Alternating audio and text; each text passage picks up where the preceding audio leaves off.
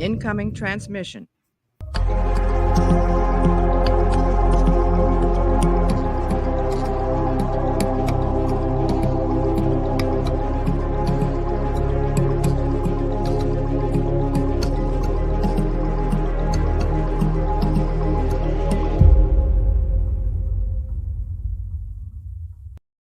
Hello and welcome back to a very special edition of the Captain's Quadrant, where we're talking about family members that we're thankful for from Trek. And of course, I am not alone. I am always with the one that oversees all, the great, knowing, and powerful Jason Roy Gaston. Hey, buddy, how are Worship you? me. Fall at my feet, mortals. I'm floating too far this direction. Help me. Help me. Okay, thank you. Thank you very much. Thank you. There we go. I have been summoned. Indeed. How may I be of assistance? We are now in our 98th episode, 99th episode, excuse me.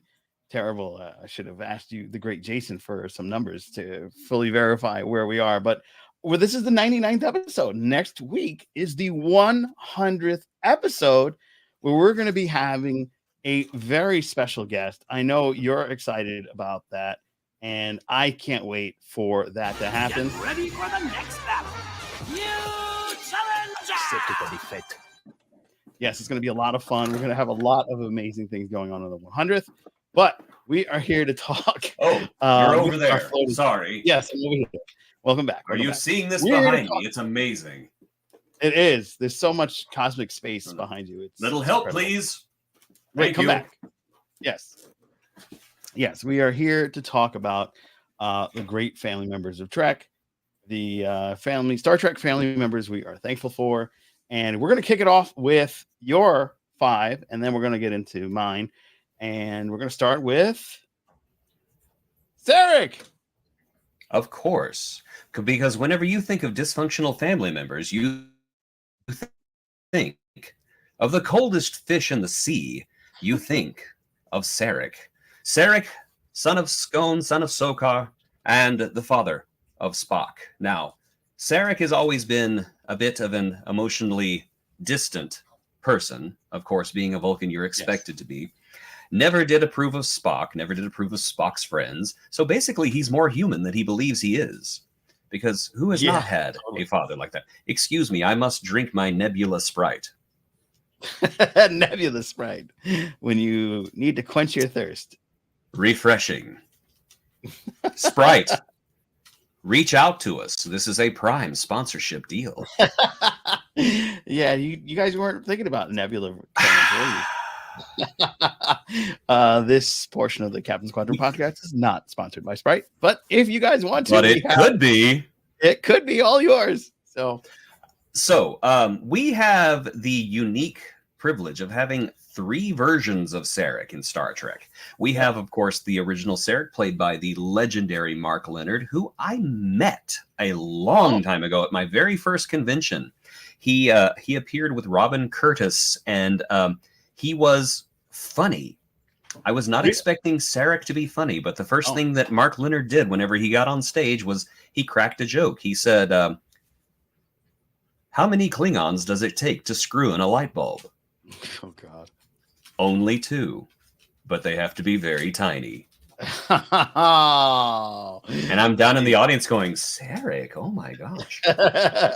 And then we have James Frain, who played Sarek in the Discovery iteration. Unfortunately, he has not returned since Such Sweet Sorrow, which is a shame, because I think he was quite a good Sarek, because you see a little bit more depth in Sarek this time. They're showing that he does have a love for his family, or at least the closest thing that a Vulcan can have for love towards his family. And then I'm very sneakily trying to Google the name of the actor. Well, I mean, I'm going to mention my part about Sarek. Sarek was a great stepdad. He really made us forget about Michael Burnham in the later adventures of Spock, but he really looked out for Michael Burnham and helped her progress in Starfleet. Yes, and I would also say probably ended up leading to a lot of the friction between Michael Burnham and Spock, because he did kind of show a little favoritism towards her. Right. So none of these things are showing me who played him. Actor. Show me the name of the actor. I know the actor did pass away recently. Quite really? unexpectedly. Yes. Oh. Ben Cross. Ben Cross played him in the Kelvin timeline, and I'm going to say something quite controversial. It's actually my favorite version of Sarek. Really? Yes. And I mean, absolutely no disrespect to James Frain or to Mark Leonard. I just think that Ben Cross had the good fortune to have a really good line in the Kelvin Star Trek movie. And is that the one where he goes, Spock, stop, when he's beating the crap out of Kirk? Is that the line? Spock, stop. Mess up his face a little bit more. It's me. Oh, this is for that King movie. Yeah, right. But anyway, I think that Ben Cross had a great line read whenever Amanda dies. It's actually right after that scene. Amanda dies. Spock goes to the transporter room where his mother did not appear. And he comes in and he says, do you know why I married your mother? And Spock says something about duty. And Sarek just goes, no, I married your mother because I loved her.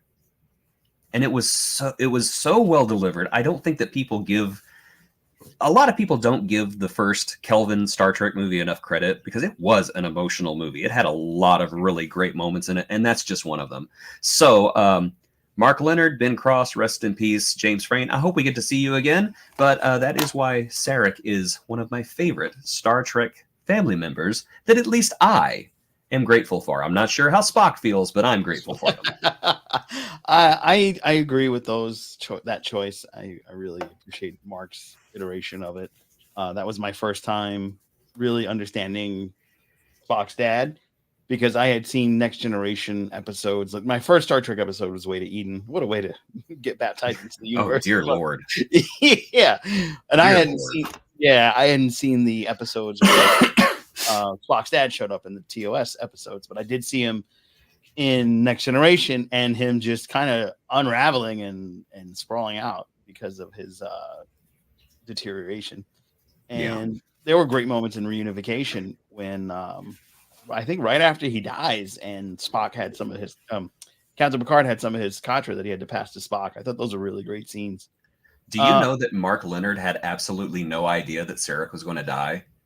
Really? He did not know, and he did not know until the episode aired. Oh, that sucks. He had no idea. So he's just like, yeah, somebody told me, hey, I sorry about killing off Sarek. And he was like, I'm sorry, what? He's having a cosmic sprite. Like, wait, huh? What? You sure about that? Script, give me the script. This corporate screw over brought to you by Cosmic Sprite. Cosmic Sprite, it makes the hurt go away. Yes. Speaking of Star Trek dads. And no sugar. Oh, Cosmic Sprite 0. Yes. One of the Cosmic Sprite divided by 0. Oh, it's still 0. Because I am just that talented. Because I am floating head in space. Floating head in hands. Yeah, I love this next person that we're going to talk about, mainly from Deep Space Nine. This is going to be another one of those Nick Locarno moments, and we're talking about Brock Peters, Joseph Sisko. I thought, which was a great choice that you made. Yes, on our list here. Are we just going to do all my choices at first? Because I'm cool with that. No, I've got mine next. Well, if people are going to lose interest, they might as well lose interest right after my picks. Thanks, appreciate it. You're welcome. Yeah, Brock Peters has played such a great character. He was that, kind of Marty Crane to Benjamin Sisko. He was grounded in reality. Even he had his restaurant in Louisiana, and you learned about Sisko's passion for cooking, and that was because of his father. And they had so many touching moments, especially when the Dominion War is kind of spiraling out of control, and Sisko goes to meet him at his restaurant. And you brought up a great point. you can go ahead about the blood. Of course, I brought up a good point. What was it? No, my favorite Papa Cisco scene is whenever he is refusing the blood test because they figure out they can pull blood out of you, and if it reverts to a gelatinous state, you be a changeling. Well, Joseph Cisco is in his restaurant. They come in wanting a blood test, and he refuses. He won't do it. And Cisco walks in trying to say, now, Dad, you need to submit to this blood test. And he looks at him and he says, Ben, has it never occurred to you that a changeling could grab some poor soul off the street, suck all the blood out of it, and just hold it on the inside for one of these stupid blood tests? And you just see this look on Ben's face, just like, no, that has not occurred to me. Oh, dear. Oh my. My father has come up with a flaw to my plan. Could you imagine having to go to that debriefing later? So we may have to rethink this blood test thing. My dad says, I'm sorry, your dad says? Yeah, my dad brought up a really good point. But there's also that scene later whenever Joseph cuts his hand and he bleeds, and Cisco comes up there and looks at it, and you just see this hurt, just like, you really thought I was one of them, didn't you? Yeah. Gosh, Deep Space Nine was just too good for us. It was such a great show. Each one of those was like when you have such a great show with a great ensemble cast, and then your guest stars are amazing. It's just you've got such a hit. I still love Deep Space Nine. I continue to watch it to this day, and that's what I'm going to be doing on Thanksgiving Day here in America. I'm going to be watching Deep Space Nine once my belly's chock full of turkey. I'm going to be hopping into tryptophaning. Yes. All right. And of course, with Brock, you got to go with that Nick Locarno moment, because wasn't he an assassin or something like that? I don't see it. Oh, you don't see it? Okay. No, I just don't see it. Okay. Sounds good. Moving on, we are going to go with funny because Mark Leonard and Brock Peters, they kind of played both sides, didn't they? Yeah, they did. They did. It's very it's part of the reason we don't talk about that time in the 60s. We just don't. Yeah, exactly. I've got to go then, staying within the Deep Space Nine universe and going from fathers to stepmothers, which is a nice little segue, and go with Cassidy Yates. Of course, that seems more like that's not. Oh, there's Cassidy. That's not Cassidy. It's the same scene. It's just a different. Isn't she on another TV show these days? Yeah, something to do with space as well, right? Yeah, I don't know. Yeah. So I have a really cool, like, personal moment with Cassidy Yates. Oh, I know exactly what you're gonna say, and it is cool. Yeah. So if you look on the internet, you will find a video of Penny Johnson, the actress that played Cassidy Yates, playing with Teddy, our cosmic dog. And she just takes Teddy, runs around the convention center with him for a bit. And, we were fine with Teddy's new home. Like, if she's going to take Teddy, there's no better person than Cassidy Yates. Boy, could you just imagine having to explain that? You get home. Hey, where's Teddy? Oh, Penny Johnson. Penny Johnson took Teddy. Yeah. Why did you get it back? It was Penny Johnson. Penny Johnson can take whatever she wants. Exactly. She's amazing. The thing about Cassidy Yates, the character, is strong, independent captain as well. She was a freighter captain, I believe. Of the Zoja, yes. Of the Zoja, yes. And she was a great role model for Jake. There was no contention, no, you're not my mom, none of that with those. It was just instant connection, great chemistry. Another fantastic addition to this amazing cast in Deep Space Nine. And, she was part of the whole rift with the Klingons right before they invaded. And Jake cannot pull the "you're not my real mom" card with Cassidy because he's the one who set them up in the first place. Oh, that's right. So, yeah. You're not my real mom. Oh, I was good enough to set up with your daddy, wasn't I? Exactly. Yes, ma'am. Yeah. But no, I just know how well, like, when I actually met her and got her autograph, I was super excited to meet her for the first time. Oh, she's great. She played such a great part on there.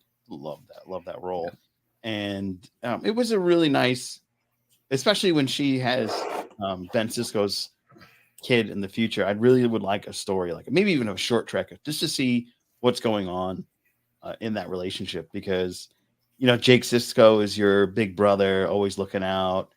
You know, the dynamics and the great family chemistry that they have, and the great chemistry that the actors had in that mother-son role, stepson role, was just incredible. And I would love to see what's going on because there's a lot of little stories that we don't really know how it unfolded later on now that the show's over. So that's one of them that I'm always curious about. Yeah. In the Deep Space Nine documentary, by the way, the Cassidy had a son and they named him Joseph.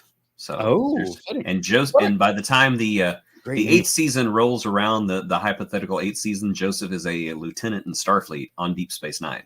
Oh, that's amazing. Yeah, I would love that. And is Kira still the boss? Is she still the... Kira is a Vedic by that point. Oh, wow. I mean, I'm trying to remember. Kira is a Vedic. It starts out, Jake Sisko is in the shower, and all of a sudden he gets flashed into the temple of the prophets, and there's Sisko there saying, Jake, come find me. And so Jake goes to Deep Space Nine, and you know that's where all that happens. And it also opens up with Nog and the Defiant being destroyed, and Nog getting killed. Oh no! Aaron Eisenberg was not happy about, by the way. No, I mean neither am I. No, he went into this whole thing about where he got mad and left his chair and everything, and it was all a big joke. He was having fun with it. Oh, okay. Yeah. Still, I wish they would do that story. That would be fun. I would love to see just an animated 8th season of Deep Space Nine just to wrap up everything. You know, I know Rene Auberjonois is not with us anymore, and they did say that their story depended on him coming back, but you know. Just have a voice actor play him. Yeah. I don't think it would be that disrespectful. I believe he has children. I'm sure they could. Oh, I'm sure. I'd just love to hear one more Quark. Yeah. Like one of those. Yeah. I love the story of them writing that in. And they was like, you don't need to write it. I can just do it when I need to. But with Cassidy Yates, again, so much fun. And she was that warming aspect that Sisko needed because you've got the weight of the universe literally on your shoulders, being a space Jesus prophet into the celestial wormhole. So it really meant a lot to have somebody that kind of like calmed him out and balanced him. Oh yeah. And I thought she was really well written. It wasn't just like, okay, here's Cassidy Yates, and she just goes, oh look, the space wormhole. You know, she was really got involved in a lot of the great storytelling in that show. So our next, plus, how much game has Sisko got that he literally sends her to prison and she waits for him? Yeah, that's right. I forgot about that story. Yeah. Ouch. Well, I don't know. I don't know about you, but I think it is a great addition to the people who we should be thankful for. I mean, if you're going to wait around in prison for me that I put you in. Absolutely. Worth it, baby. You got to go to prison, Cassidy. Okay, baby, I'll wait for you. I'll let you. Yes, exactly. All right, and now we're going on to one of our other favorite space moms, and that is, of course, another Deep Space Nine character that we know and love, Moogie. Yes, Moogie's a great choice to be on this list. I agree. Yes, because it's my choice. Yes. Hey, when you change society for the better and you ultimately upend traditions, you have made your mark on a planetary system that is just incredible. And there was a lot of great writing for a character that was played by two different folks. I think one of them unfortunately passed away. Cecily Adams passed away in 2004 at a tragically young age. I believe she was only 34 years old when she passed away. Wow. The other Moogie was Andrea Martin, and honestly, I thought both of them did a fantastic job. Right. I do think I got to give the edge to Cecily, though, because she was Moogie in the very first episode. That was the one where Quark and Rom go to Ferenginar, and they discover, much to their horror, that their mother is wearing clothing and that she's acquiring profit, which is not allowed. Oh my gosh, I just love her. Yeah. I hear so many people complaining about Moogie. I think she's great. Yeah, I always like Moogie. Yeah, but of course that also had Brunt, FCA, was there. Yes, and a terrific scene whenever Quark talks Ishka, which was her real name, whenever Quark talks Ishka into giving all of her money back. And there's that scene at the end where she's sitting there, no clothes on, and Brunt has the thing for her thumb pad, and she just kind of looks at him and goes, and then Brunt, of course, wants to gloat, and he says, well, I do hope that you've learned a lesson. And she goes, and what would that be? And it is just so great. Just the sass, the unmitigated sass coming off of her. And the fact that you learn at the end that she did not give all of her profit back. She gave back a very small portion. Yeah. The only small portion that Quark discovered. Right. She gave that back and she hid the rest of it. Yeah, she was I brilliant. thought that was brilliant. Yeah. Absolutely brilliant. Hold on. The Yeah. Cosmic Space Cat wants to enter the room. Come. Come here. Which of the furry friends is it? It is Oh, Battle Cat? Greetings. Yes! It is Cosmic Battle Cat. Cosmic Battle Cat. Kitty's in space. I have to do something. I may die doing this. Hold on. Uh-oh. Hold on. Come here. Cosmic Battle Cat. Like, I am going to murder you, Cosmic Head. Yeah, exactly. When, Actually, I think she's kind of digging this. She's I was gonna say she hasn't like freaked out or anything. Look at I was this. expecting like, "Ah!" Look at me. Oh man. I am a cosmic floating cat head in space with a human head, and that means I'm in charge. Yeah, exactly. I have done my due diligence for my species and planet. Are you falling asleep? The cat? Not me. Yes. I've been listening to this podcast for 15 seconds, and I'm going to go to sleep now. Good night. Good night, Daddy. Oh. I also pooped in your shirt. Oh no. Oh wow, what happened to this other shirt? It's space. It's a cosmic space. Yes, she went into a wormhole, and now Yeah. she's scratching the inside of the wormhole. Hold on. Uh-oh. You have been expelled from the Great Temple. Oh man. From That's a family member I'm thankful for. Is my There you battle go. cat. Your battle cat. Oh. Yes, I'm thankful for Teddy, wherever he is. she's the only one in my family that I can have fixed. Oh wow. Oh boy. It sounds like there's gonna be some real fun behind the scenes in the future. Oh, we're gonna go continue with the mom run, and we're gonna talk about one of the of course, everybody's expecting Beverly Crusher. And Uh-huh. our Yeah. friends at the Crusher combo are like, how dare you not mention Beverly? But Beverly would be an obvious choice. But of course, there's always the other mom, the other mother, Roxana Troy. Yes. Yes. The daughter of the fifth house, holder of the sacred chalice of Reeks, heir to the holy rings of Beta Z. Who are you? Well, I hear a lot of people trash talking Luoxana, especially today. I don't know why that has become so in vogue. I know she had a strong personality, but you know what? She was fun. yeah. She was a fun character, and she had so many fun dynamics. And of course, Majel Barrett had a ball playing her across the Next Generation and Deep Space Nine. And Yep. I miss her. Same. I miss her. The last we saw her, she was going off to go have a kid. Right. And we never heard from her or the kid again. Oh, what's up with that kid? He's probably holds all the rings of Beta Z. He's probably sitting there with his. Is this what the sacred chalice is? It's just like a bunch of. I think the sacred chalice was an old clay pot with mold in it. I think that's how Deanna explained it. Jeez. Like, hey, Mom, I cleaned out the sacred chalice of Reeks with bleach. You killed the mold. You know how hard it is to get mold there? I absolutely loved her interaction with Jean-Luc Picard on TNG. I thought she was such a fun character, very played over the top by Maj Albarrett. I think that just great. She had a ton of great episodes. One of my favorite was when it was an Agony Booth episode, I believe, where was that Haven? Yes, Haven. Yes. Where Diana was betrothed to somebody that she barely knew, who ended up being, I think he was one of the villains in that show Heroes. Basically, he was this artist who kept drawing this other chick, even though he was pretty much destined to be, I guess it's like an arranged marriage with Diana Troy to help out the family of both people. I think he was like human or something like that. I know there was were they all Beta Zeds or was it half human or something like that? I think they were human.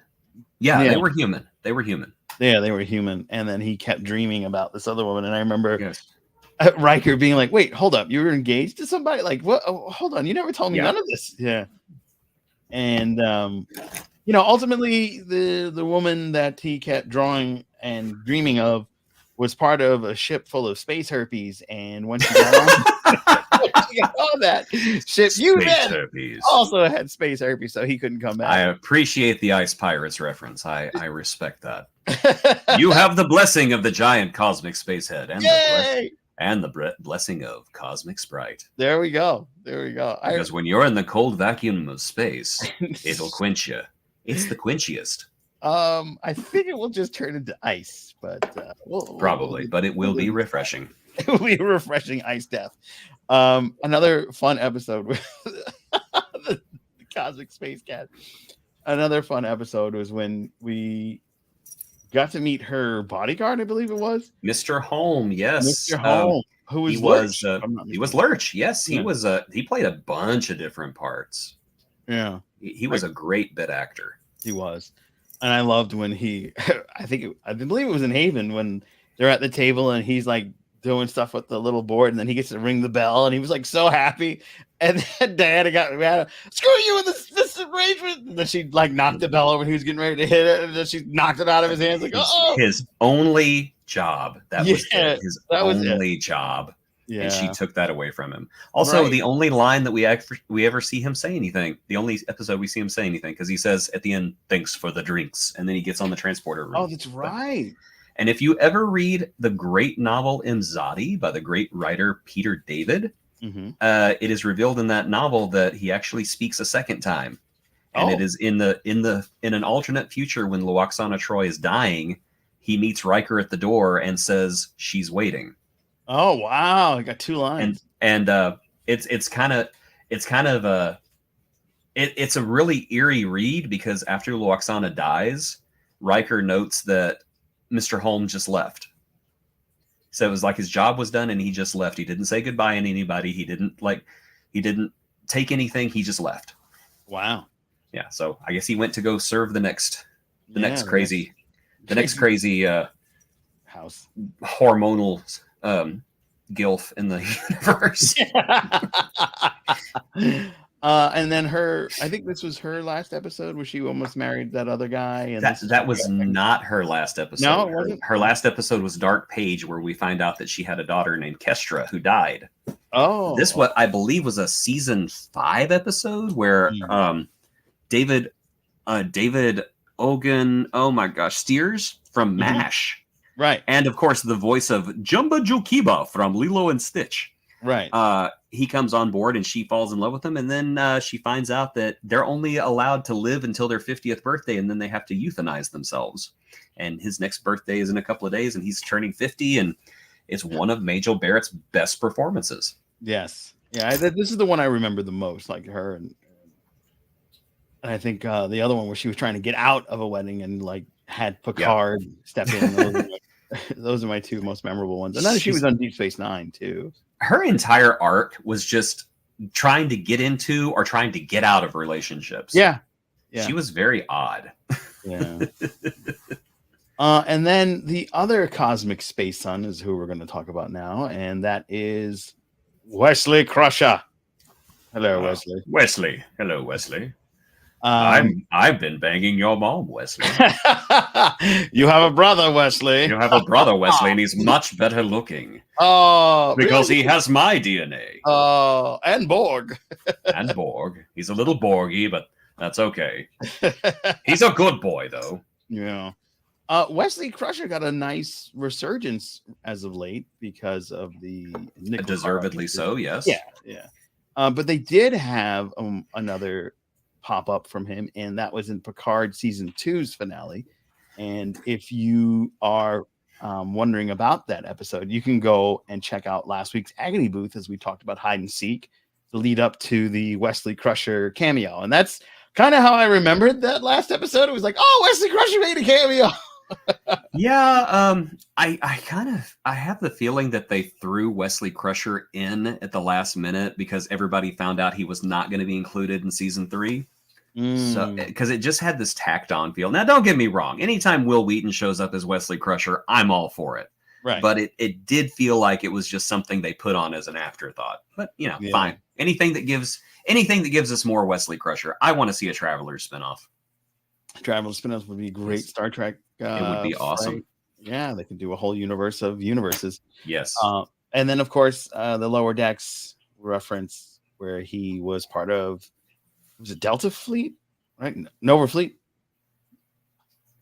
Nova Squadron. Nova Squadron, yes. And of course the whole CeeLo thing. I actually rewatched that because Julian from Strange New Pod I posted the meme because I saw it somewhere else, and they were like, "Oh, that meme's kind of like shitty because there was more to it than that." Because CeeLo was like, "I don't have any friends," and that's the clip that they took up. But there was much more to that episode because they were friends, and of course Delta Squadron almost got mofos killed. So that was a very excellent episode, Wesley Crusher focused.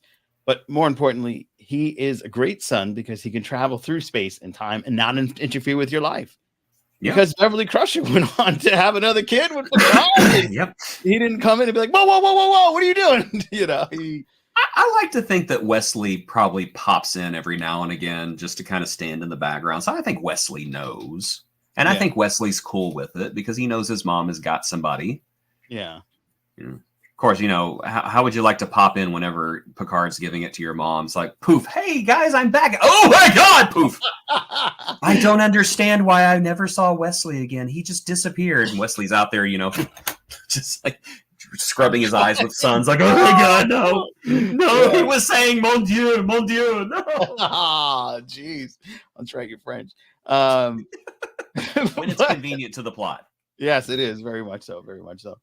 Of course, Wesley had so many great episodes and a very smart character. Wasn't one of those kids that was whining in the background. He was in the forefront solving the issues. He was kind of the savior of the day many times on the ship. Yeah, and I think unfairly hated by the fans. Oh, absolutely. To be honest. I think that there was a lot of jealousy because Wesley Crusher was who everybody wanted to be. Let's face it, everybody wanted to be that person on the Enterprise who was young and got to be on the bridge and press the buttons and everything. Yeah. I think the fandom came down way too hard on him. Totally. I mean, you really have to understand he was a 14-year-old kid. Yep. And you had grown ass adults talking about how they wish he'd die. Oh, that's terrible. Yeah. Yeah. Grown ass adults were coming up to him saying, I wish they'd just kill you off. Wow. People are cruel. People are cruel. People are very cruel. And Will Wheaton went through some stuff. He was going through some awful stuff at that age. Yeah. Heck, do you know he even went on the set of Star Trek V and Shatner was rude to him? Really? Yes. He wanted to meet William Shatner. And so he, in his little uniform, somebody was like, hey, we're going to take you over to William Shatner. And so he went up to William Shatner and he said, Mr. Shatner, I'm Will Wheaton. I play a part on Star Trek The Next Generation. I just wanted to meet you. And he goes, we would let a kid on my bridge. And that was apparently all Shatner said to him. So he went back to the set and Brent Spiner was like, so you met Shatner, huh? And Will Wheaton was like, yeah. He goes, he's an asshole. Oh, wow. But yeah, Will Wheaton and Garrett Wang they call them William effing Shatner stories. Oh, Garrett Except Wang. they don't use a effing. Mm-hmm. And both of them have William effing Shatner stories. And apparently Gene Roddenberry called Shatner and chewed him out. Really? To the point that Shatner apologized to Will Wheaton. Oh, that's awesome, man. Yeah. So same way, I know Gene Roddenberry was a very flawed human being, but he did good quite a bit. Yeah, absolutely. Well done, Gene. Wow, I can't. Cosmic Sprite also does good. Yes, Cosmic Sprite. Cosmic Sprite. We would also make Shatner apologize to Will Wheaton. Absolutely. And I think the fans are apologizing to Will Wheaton now. because when he popped up in Lower Decks, it was so much love for him. Everybody loves Will Wheaton whenever he pops up in little cameos. I would love to see Will Wheaton show up in a meteor role. I would love it. Yeah, I agree. Even if it's just on Lower Decks, or heck, maybe even Prodigy. What's keeping him from showing up on Prodigy? Yeah, he can show up anywhere. Because I think that him and Dahl, I think Wesley would have quite a few things to say to Dahl about the arrogance that comes with greatness. Yes. Interesting. Because Wesley did have a little twinge of arrogance to him. He was a flawed character. Yeah. Speaking of Star Trek Prodigy, do you think season 2 is going to reveal who made Dahl? My guess is soon. I would say that we're going to get answers to all of our lingering plot threads in the second season, because I think that whenever we found out about Prodigy getting canceled, it was a shock, but I'm pretty sure it was not a shock to the people making it. I think that there was some kind of behind the scenes machinations that we were not privy to. I think that they probably saw it coming and they're like, hey, we may not get this second season done. Let's wrap it up. Wow. At least that's what I'm hoping. I'm hoping that Netflix gives them more seasons, to be honest. Yeah, I agree. But, to be honest, also, I'm really not going to hedge my bets that they will. I think that there's so much fan support, and I think it's going to be a huge, and this is a reminder to all of you that are watching the show, to put it on your Google calendars or whatever calendar you use to remind yourself that this Christmas Day, after you open your gifts, you should be watching the release of Star Trek Prodigy. Watch the heck out of it. Yes, over and over. Because it really is good. It is a good show. It's a quality show. Yes. I know some people have been saying, well, it's not that good. Don't listen to them. It is good. It's made for kids, but it's still good. Yeah, it hits all the right notes, and it really hits you in the feels in certain episodes. Oh yeah. That episode on the holodeck with the Enterprise D bridge. They brought back the D before Picard did, by the way. Yeah, exactly. And just seeing all those old faces, many of whom had been lost by that point. Mm-hmm. You know, Nichelle Nichols shows up, and this was before she passed away. Right. And this was her final appearance, was as Uhura on the bridge of the Enterprise D, which was amazing. Yeah, it was everything you wanted. Yes, it was. And if you're not watching it, you're dumb. Don't be dumb. Drink Sprite and watch Prodigy. Gee, you're really leaning on that. Is that your favorite drink? Yes. Oh, okay. As far as Sprite knows, it is. Sprite, reach out to us for sponsorship deals. Oh, there you go. There you go. Cosmic Sprite. There you go. It tastes like eternity. Yes. One of the cosmic moms that, of course, I wanted to mention that I'm thankful for is the ship's botanist and beloved character with a terrible hat, Kiko O'Brien. Okay. You're calling her Kiko. Oh yes, it's Keiko. She's Keiko. Yeah, Kiko, not Kiko. You don't go to her for copies. You go to her for cake. Yes, Keiko was. I really appreciated a lot of her episodes, especially when she gave birth on the Enterprise D. That was a funny scene. That was so. I enjoyed. You can't have this baby. And of course, they followed it up years later on Deep Space Nine. Hey, Keiko's having a baby now. Yes. He was like, I don't want to be a part of this again. I will be off the station that entire month. Yeah. Yeah. I really, really appreciated the character of Keiko. She was Kiko. Keiko. She has cake. Yes. My yes. gosh. Keiko. Rosalind Chow sitting at home watching this going, I'm sorry, what? No, I'm going to edit that out. No, don't edit that out. I'm not going to let you. I'm going to keep bringing it up. No. I'm going to keep bringing it up. Don't make me edit. Hey, you remember when you said Kiko instead of Keiko? I love you, Rosalind Chow. I would never get your characters' names wrong. Oh, thanks, buddy. Thanks. I'll throw you under the bus. I'll do it for Rosalind Chow. We're Trek Long Island. One thing. You can't say your name. I will say this. I will say one more thing. I hated the Mulan remake. I hated every excruciating second of it. But let me tell you something. Rosalind Chow shows up in that movie. She has not aged a day. No, she looks just like she walked off the set in 1994. Because when she showed up, I was like, it's been 30 years. How do you still look like that? Right? She gives not Jerry O'Connell. Oh my gosh, Jerry Ryan. She gives Jerry Ryan a run for her money. I think so. I think the two of them found I think they found the fountain of youth. Just they were out one day on the Paramount backlot and like they tripped and fell in the water. They came out and they'd be, beautiful and young forever. Exactly. Of course, Patrick Stewart sitting there in the pond before them. Excuse me, I was here first. Yeah, he don't take all of my youth. He didn't age for like 40 years. He looked 40 when he was in his 30s, and then looked 40 until he was like 75. He just got all of his aging out of the way. I am still so shook over the fact that Will Wheaton is older than Patrick Stewart was when Star Trek first started. Really? Yes, because Will Wheaton just turned 50 recently. Oh, yeah. Look at that. Yeah. That is. But Will Wheaton, a lot like me, because I'm only a few years away from being 50, and I still look good too. Yeah, you do. You do. I am 8 years away from being 50. And you look like ass. I look. That's all the booze. No, I don't even drink. I'm just serious. It's okay. Yeah, I'm just serious. Thanks for saying that. Anyway, so Keiko O'Brien almost did it again. You Keiko almost did. O'Brien, almost. Keiko O'Brien, I thought was just a fantastic character because she was an interesting plot for Chief O'Brien, but as ship's botanist, she was responsible for the vegetables and air that they had on the Enterprise D, and she was also the teacher, as well as being a phenomenal mom. And yes, she did start the school on Deep Space Nine, which I thought led into one of the better episodes of season 1, which was a close second to Duet, which was In the Hands of the Prophets, whenever Space Karen first appears on the station and demands that she teach, basically Bajoran creationalism. And of course, Keiko is like, no, I'm good. I will not do that. Yeah.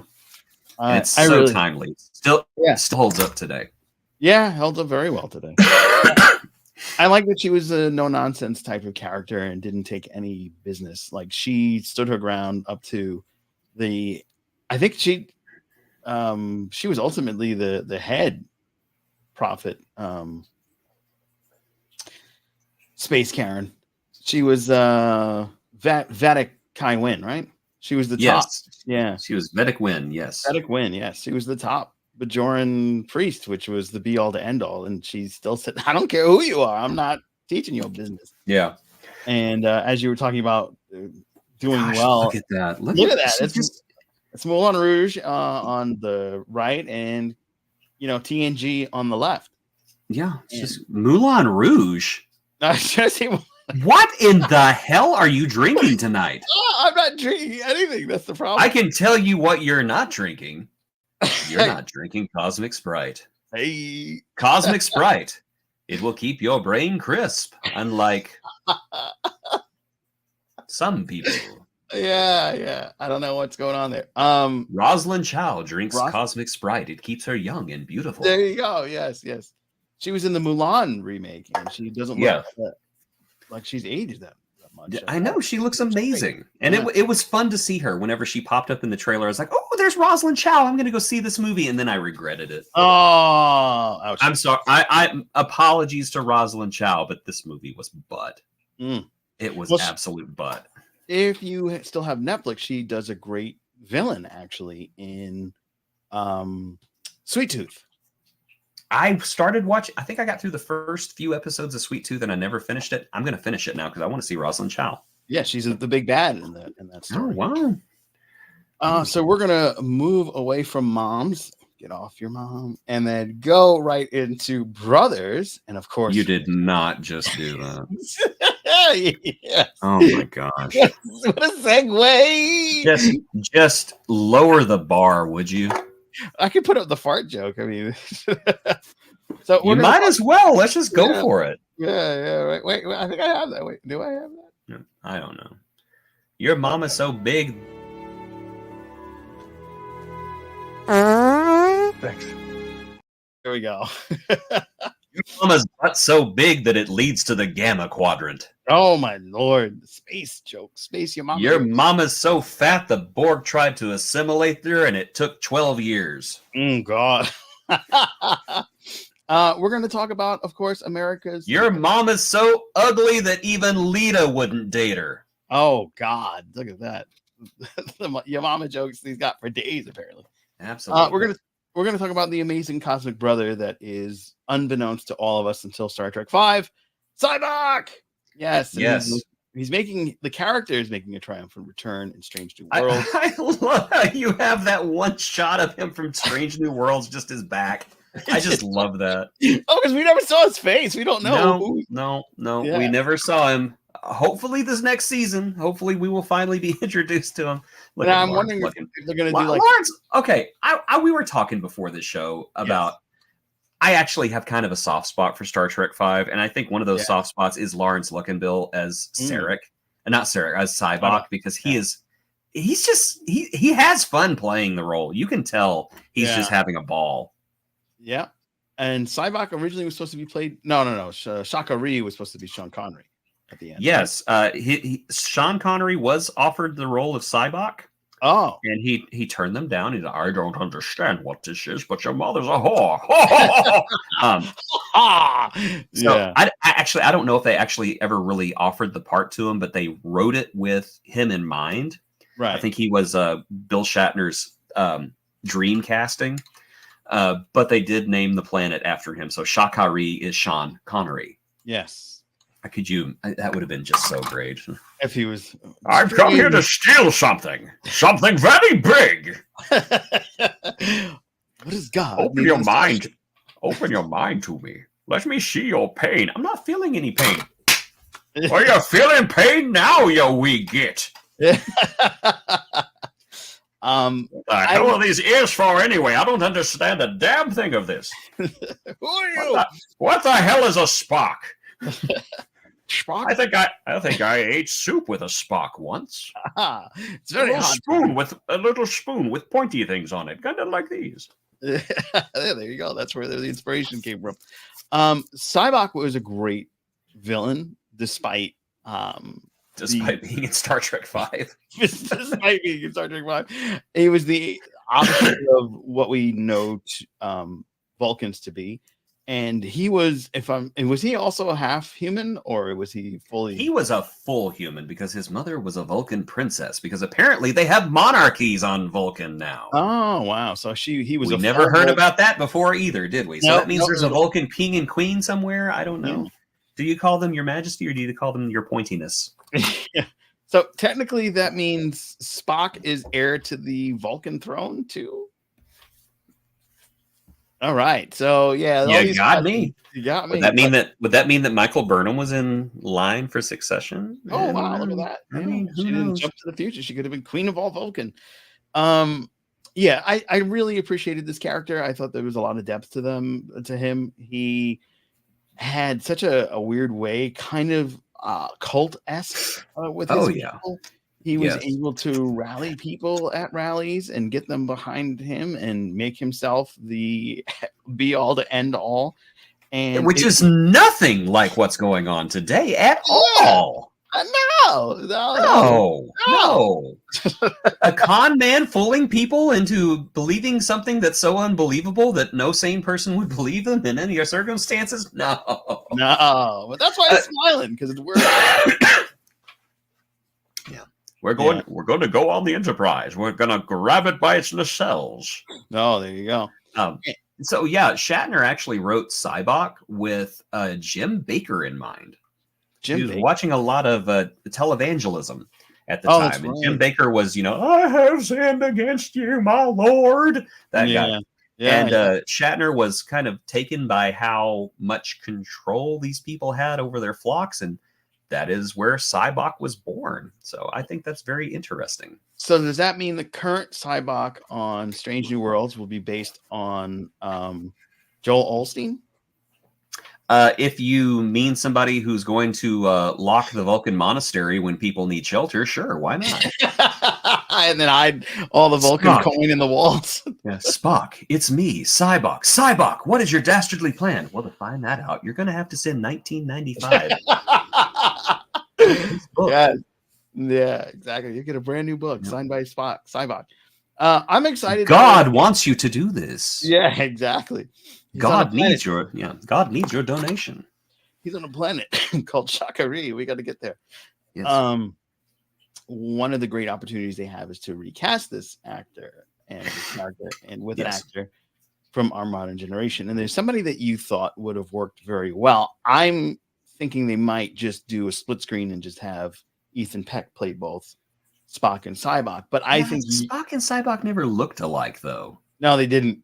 The internet wants Paul Giamatti, which I think was a terrible choice. But I love Paul Giamatti, but I think he's Me too. wrong for the role. exactly. My idea, stunt would- casting, yes, but I think he would be very good at it regardless.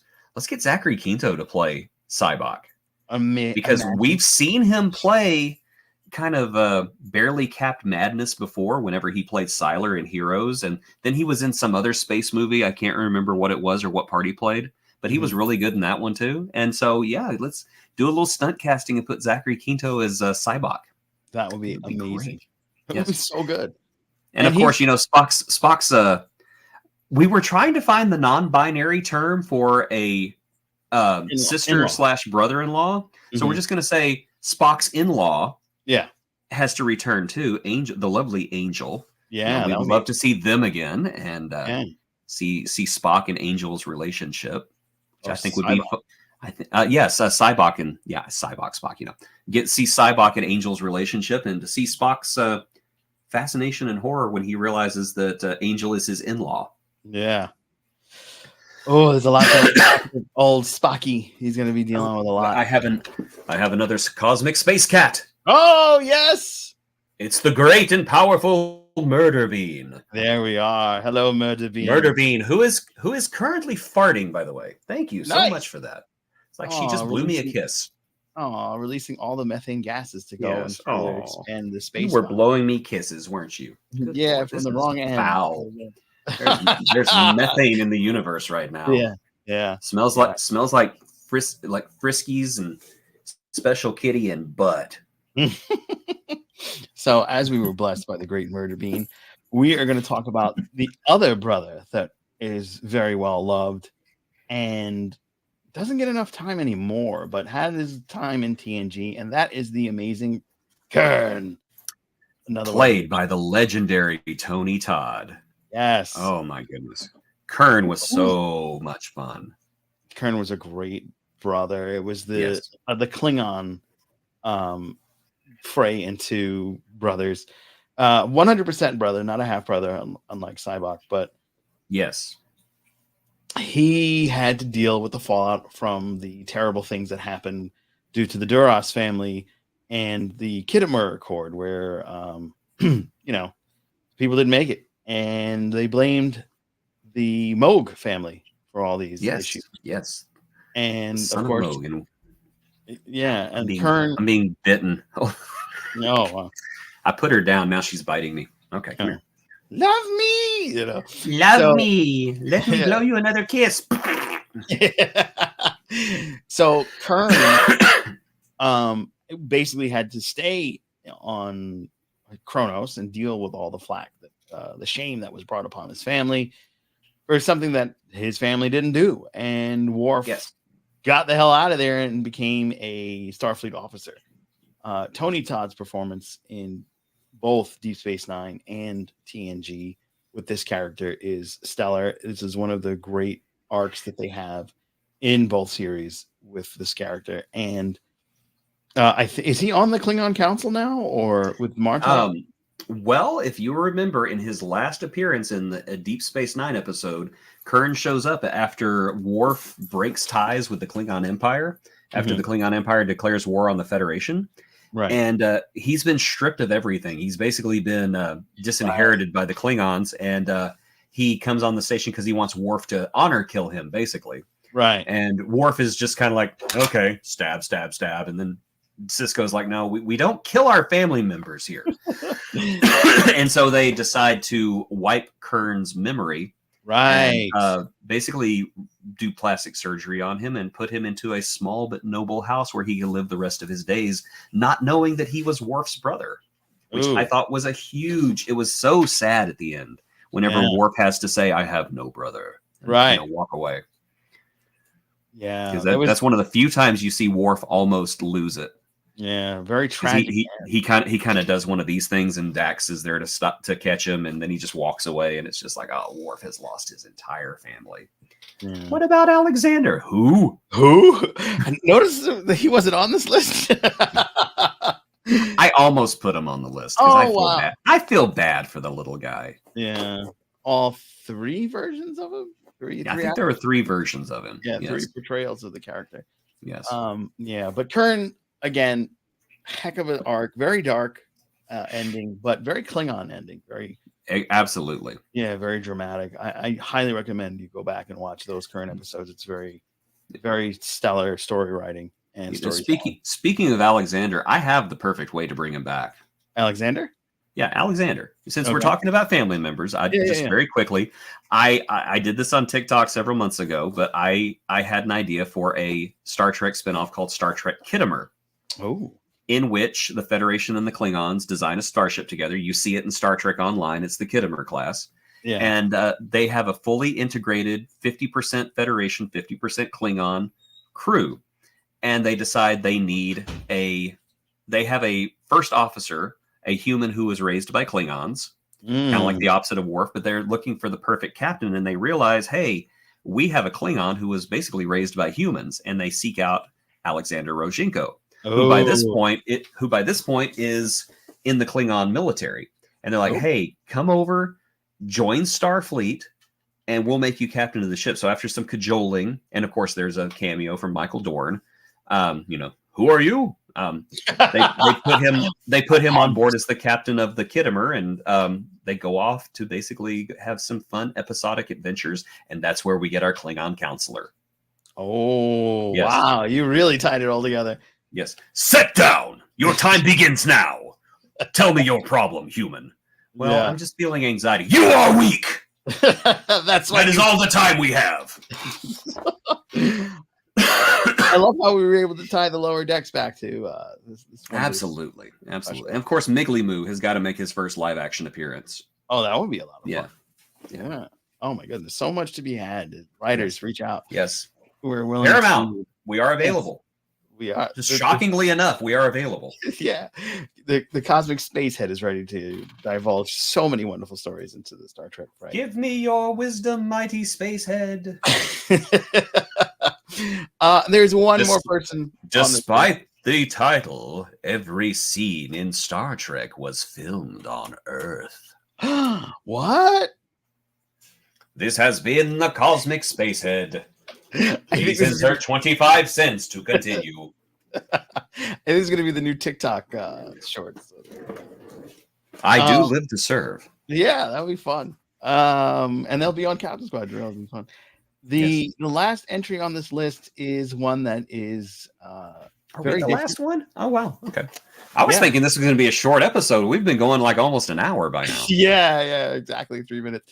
3 minutes. The incomparable clone, and there's no better family than yourself. And that, of course, I'm talking about Thomas Riker. Oh yes. The first time you split screen. I love how you use the dirty meme. I love that. Yeah. Because when you've bedded everyone in the galaxy and no one is left, what do you do? Oh, look at that. Yeah.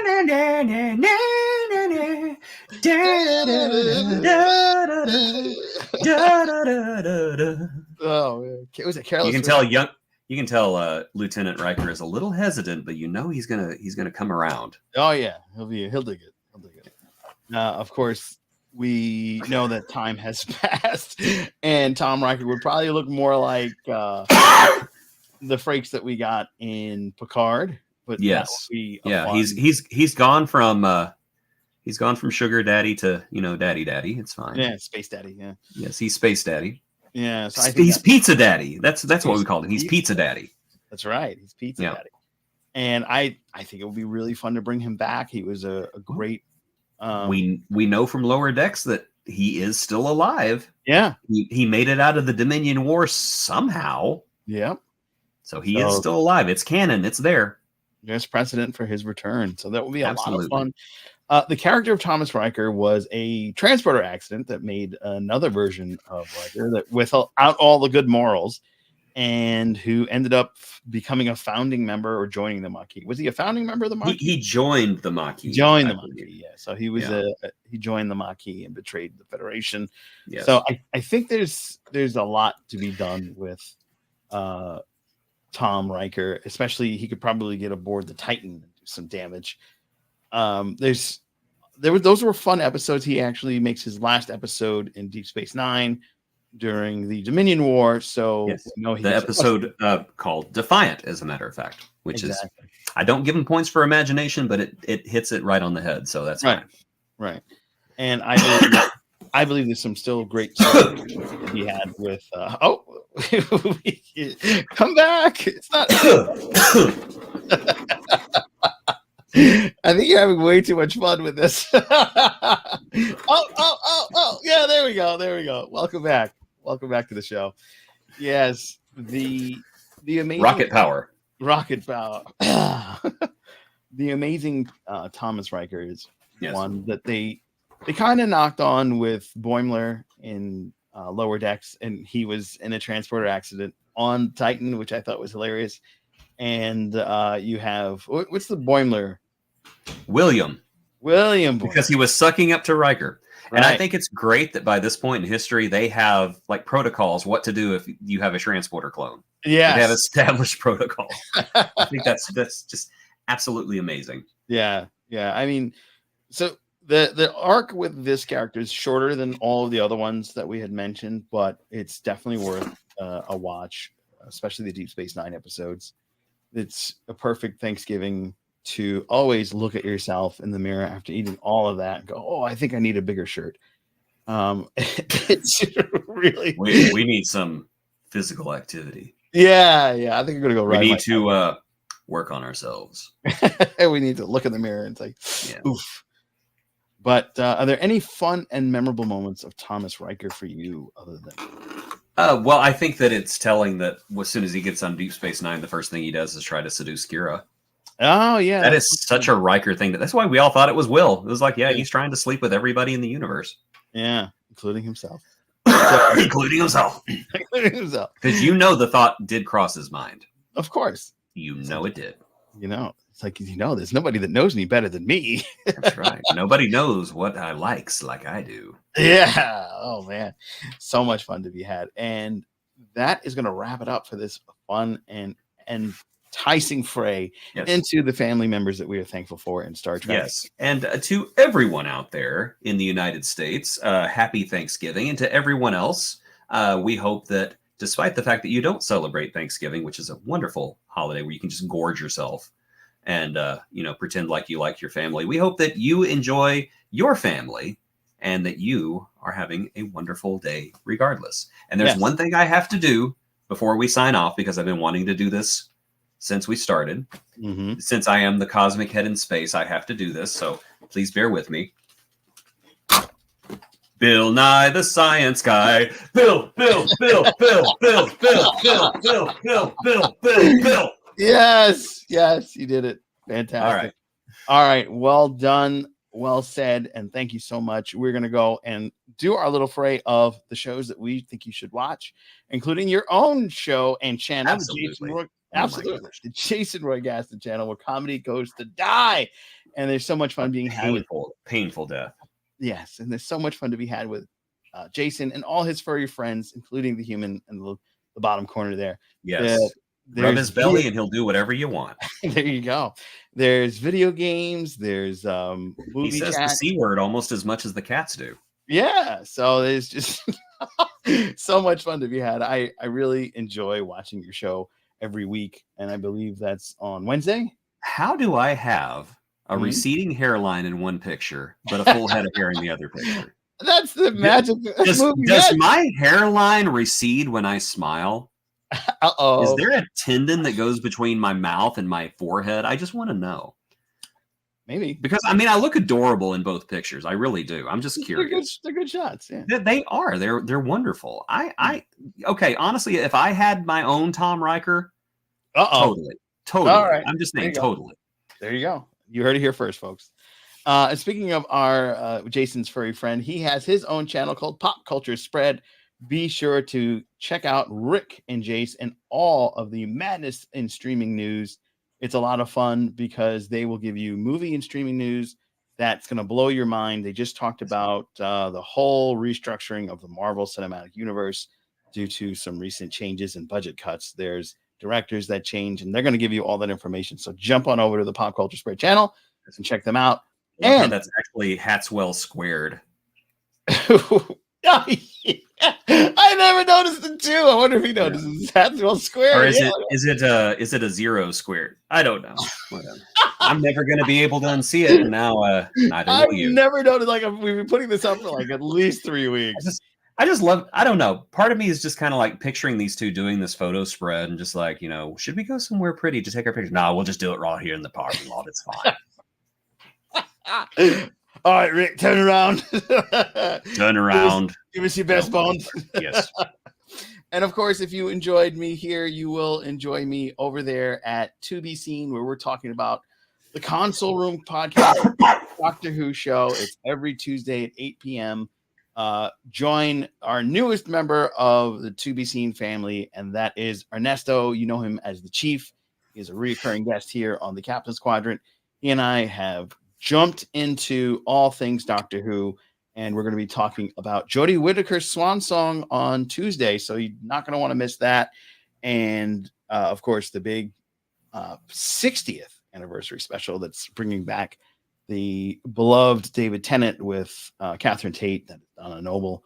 And if you enjoyed us, be sure to watch our other episodes, including all of the Lower Decks episodes. Comment on them because we have our big Wheel of Wind that is going to be next week. Next week is our 100th episode. Can you believe we've done 100 of these? Yes, I feel every single one of them. Every single one is like a pebble in my shoe. Oh, wait, I don't have shoes. I'm a head in space. But I feel it. Thank you so much for listening. Thank you so much for watching. Please download us on your favorite podcast streaming services. Be sure to give us a rating. Give us a 5-star if you really like us. And then if you don't, just do it anyway, because we'd appreciate it. And that's what you do on the internets. So until next week for our 100th, this is going to be the big reveal of the winner of the amazing merch, including the Captain's Quadrant one-of-a-kind keychain by our good friends over at Encapsulated International. Yes, this has been entered and added into the swag that you're going to win. The Cosmic Head approves. Yes. And so does Cosmic Sprite. Oh, once again, our last Sprite plug. All right, so guys. Cute how you think that is the last. And don't forget, we have our big reveal of who the special guest is next week. Get ready for the next battle. New challenger. Yes, it's gonna. My money's on Randy Macho Man Savage. That's what I was thinking, but he's no longer with us. It may be somebody famous. You never know, because I could pull that type of thing every now and then, and you especially. We have been joined by some big names in section 31 and a half. So who knows? Jason could just reach into his Teledex and be like, all right, Teledex, does people have them? You probably do, right? You have a Teledex. Yeah. The cosmic hand could just reach out and pluck somebody from the universe, put them in. I don't have the Enterprise, but I do. Hold on, here we go. There it is. See? Big green alien hand. Yes. We have used them and we have gotten them into the room with us. All right. So please be sure to join us. We really appreciate you watching. We are thankful for you every week, and we can't wait for our 100th and our big giveaway. So until next time, live long and prosper and enjoy some turkey or whatever it is you're eating today. Gobble, gobble.